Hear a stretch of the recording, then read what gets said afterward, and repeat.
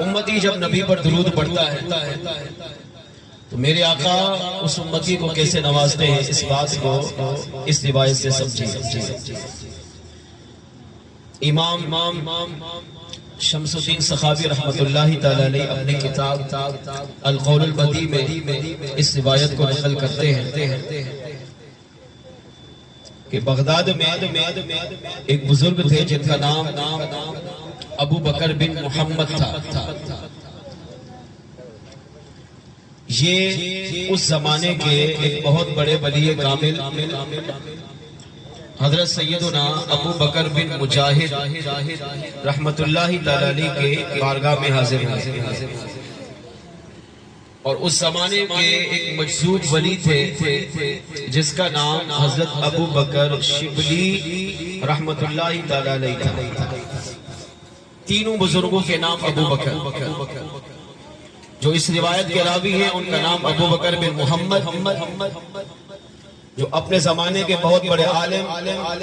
بہت بڑے ولی اور بہت بڑے محدث مفسر تھے، ان کا نام ابو بکر بن مجاہد، اور جو اس زمانے کے مجذوب تھے، مجذوب کہتے ہیں جس کی عقل ہوش رب کی محبت یا مصطفیٰ جان رحمت کی محبت میں فنا ہو چکی، اس کو اپنا بھی ہوش نہ ہوتا۔ تو اس زمانے کے مجذوب ولی تھے ابو بکر شبلی رحمت اللہ تعالی علیہ کی ذات العالیہ۔ ابو بکر بن محمد علی رحمہ فرماتے ہیں کہ میں ابو بکر بن مجاہد علی رحمہ کی مجلس میں ان کے درس میں حاضر ہوا، قرآن و حدیث پڑھا رہے تھے اور طلباء پڑھ رہے تھے۔ ابو بکر بن مجاہد علی رحمہ ان کو واعظ و نصیحت کر رہے تھے، دین سکھا رہے تھے۔ تھوڑی دیر گزری تو اسی محفل میں ابو بکر بن محمد کہتے ہیں کہ اس زمانے کے مجذوب ابو بکر شبلی رحمت اللہ تعالی علیہ تشریف لے آئے۔ اب جب ابو بکر شبلی علی رحمہ اس محفل میں آئے تو ابو بکر بن مجاہد علی رحمہ نے جو پڑھا رہے تھے اپنا درس ختم کیا اور کھڑے ہو اور آگے بڑھے، اور آگے بڑھ کر اس آنے والے ابو بکر شبلی علی رحمہ جو مجذوب ولی تھے ان کا استقبال کیا، ان کو سلام کیا، ان سے مصافحہ کیا، ان کو گلے لگایا، ان کی پیشانی کو چوما اور ہاتھ پکڑ کر اپنی مسند پر لائے اور اپنے دائیں طرف بٹھایا، اور پھر آپ نے درس شروع فرمایا۔ اب یہ سلسلہ چلتا رہا، جب درس ختم ہوا لوگ چلے گئے تو ابو بکر بن محمد علی رحمہ نے ابو بکر بن مجاہد علی رحمہ سے پوچھا، ابو بکر شبلی بھی پھر تشریف لے گئے۔ اب یہ دونوں دوست دونوں اپنے زمانے کے عالم، دونوں اپنے زمانے کے ولی اکٹھے جب اکیلے ہوئے تو ابو بکر بن محمد نے ابو بکر بن مجاہد سے پوچھا کہ آج آپ نے ابو بکر شبلی کا ایک شاندار استقبال کیا، جبکہ آپ قرآن و حدیث پڑھا رہے تھے، درس و تدریس کا سلسلہ تھا، لیکن آپ نے ایسے شخص کو عزت دی، ایسے شخص کا احترام کیا جس کو بغداد والے پاگل سمجھتے ہیں، جس کو بغداد والے مجنون سمجھتے ہیں، جس کو بغداد والے دیوانہ سمجھتے ہیں۔ جیسے ہمارے یہاں مجذوب ہوتے ہیں، بابا جمن شاہ رحمت اللہ تعالی علیہ کے بارے میں سنا، یہ مجذوب اللہ کے ولی تھے کہ ان کے عقل و ہوش رب کی محبت میں فنا تھی، اور لوگ ان کو کوئی برا بلا بھی کہتا تھا، کوئی اچھا بھی سمجھتا تھا، مگر ان میں کمال یہ تھا کہ جو زبان سے کہتے تھے وہ ہو جاتا۔ تو آپ سمجھ لیں بابا جمن شاہ رحمت اللہ تعالی علیہ جس طرح مجذوب ولی تھے، زبان سے جو کہتے رب کر دیتا، اسی طرح ابو بکر شبلی رحمت اللہ تعالی علیہ بھی اپنے زمانے کے مجذوب ولی تھے۔ ابو بکر بن محمد نے کہا آپ نے ان کی تعظیم کی، آپ نے ان کا ادب کیا، آپ نے ان کا احترام کیا، حالانکہ بغداد کے لوگ ان کو پاگل سمجھتے، ان کو مجنون سمجھتے، ان کو دیوانہ سمجھتے، لوگ ان کو پتھر مارتے، ان کو گالیاں دیتے ہیں، ان کو برا بلا کہتے ہیں۔ تو آپ کو بھی چاہیے تھا کہ آپ ان کی تعظیم نہ کرتے، جس طرح آپ قرآن و حدیث پڑھا رہے تھے آپ اپنا سلسلہ جاری رکھتے، مگر ابو بکر بن مجاہد ہمارے جو جملہ آپ نے بیان کیا وہ ایمان افروز نے، آپ نے فرمایا ابو بکر بن محمد ہاں میں جانتا ہوں کہ بغداد کے لوگ ابو بکر شبلی کو دیوانہ سمجھتے ہیں، کوئی پاگل کہتا ہے، کوئی مجنون کہتا ہے، کوئی دیوانہ کہتا ہے، کوئی ان کو گالیاں دیتا ہے، کوئی ان کو پتھر مارتے ہیں۔ یہ دنیا کی نظر میں اگرچہ مجنون ہے، پاگل دنیا سمجھتی ہے، مگر ان کا مقام، ان کا احترام، ان کا ادب میں نے رات کو جو مصطفیٰ جان رحمت کی بارگاہ میں دیکھا ہے، کہاں میں نے رات کو حضور کی بارگاہ میں ان کا جو مقام و مرتبہ دیکھا ہے، اس سے سمجھ گیا کہ اگرچہ دنیا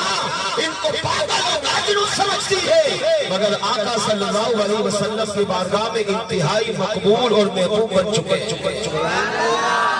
ابو بکر بن محمد کہتے ہیں جب یہ جملہ سنا تو کہتے میرے پاؤں سے زمین نکل گئی، میں نے کہا راز کھولیے، مزید وضاحت کیجیے، تفصیل بتائیے، وجہ کیا تھی؟ ابو بکر بن مجاہد علیہ الرحمہ نے کہا ابو بکر بن محمد سنو، میں نے خواب میں مصطفیٰ جان رحمت کو جو ان کا ادب و احترام کرتے دیکھا ہے، میں نے تو حضور کی سنت پر عمل کر کے اسی طرح میں نے بھی ان کا ادب و احترام کرا۔ آپ نے فرمایا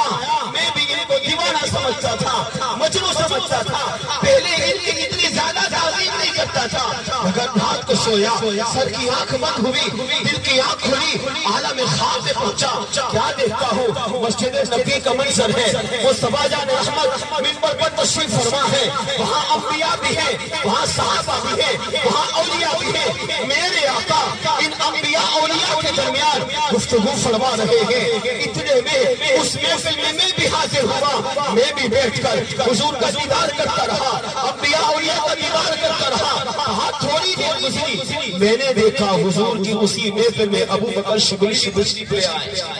اب جب ابو بکر شبلی اس محفل میں آئے تو میرے آقا نے اپنے کلام کو روک لیا، آقا منبر سے کھڑے ہوئے، حضور نیچے اترے، آگے بڑھے، ابو بکر شبلی کا استقبال کیا، ان کو سینے سے لگایا، پیشانی پہ بوسہ دیا،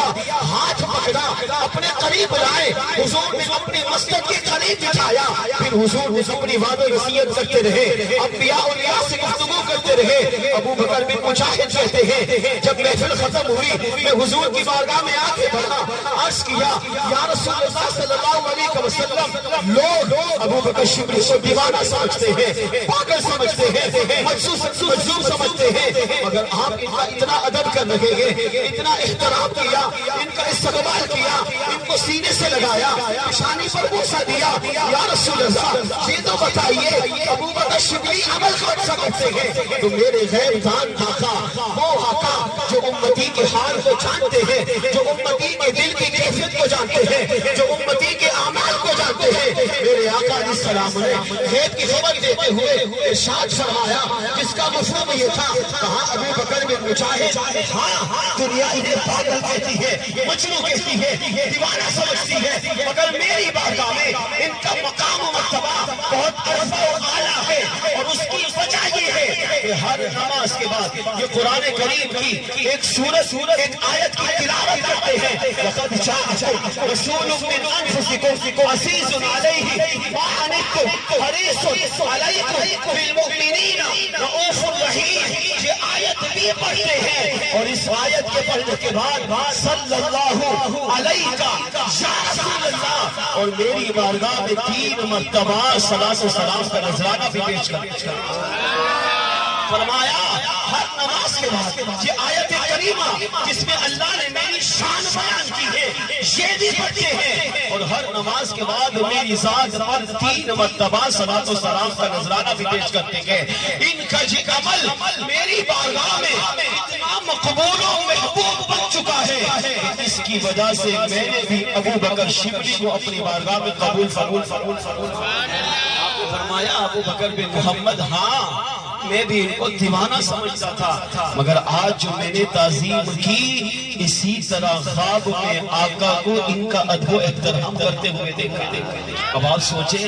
نبی جس کا ادب کرے، حالانکہ ساری کائنات نبی کا ادب کرتی ہے، نبی سے پیار کرتی ہے، مگر امتی اگر حضور کی محبت میں سچا ہو جائے، مخلص ہو جائے، خالی زبان سے نعرہ لگانے والا نہ ہو بلکہ اپنے سینے پہ گولی کھانے والا ہو، اپنے آپ کو، اپنی اولاد کو، اپنے بیوی بچوں کو حضور کے نام پہ قربان کرنے والا بن جائے، اپنے آقا پہ صلاۃ و سلام کرنے والا بن جائے، تو مصطفیٰ جان رحمت بھی اس امتی کو اپنی بارگاہ میں قبول فرما کر اسے بھی اپنے عاشقوں میں شامل فرما دیتے ہیں۔